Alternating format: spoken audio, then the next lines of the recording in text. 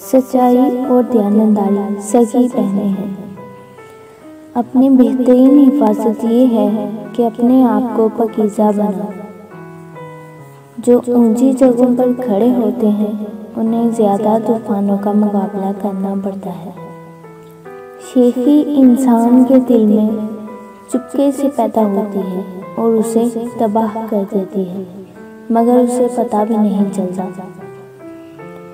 اپنی ضرورتوں کو کم کر لینا ہی دولت مندی ہے۔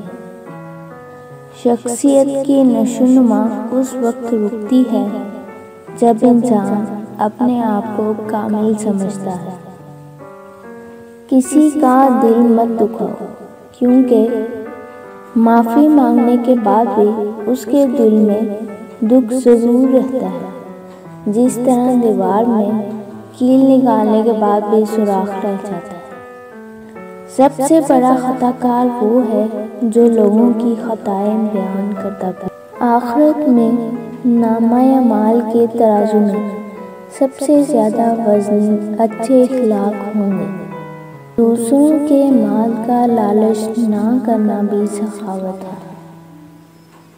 چھوٹے ذہن میں خواہشات اور بڑے ذہن میں ہمیشہ مقاصد ہوتے ہیں۔ قرآن کا سب سے اہم ادب یہ ہے کہ اس پر عمل کیا جائے۔ اپنے کھانے میں حلال کا اہتمام کرو، تمہاری دعائیں قبول ہونے لگیں گی۔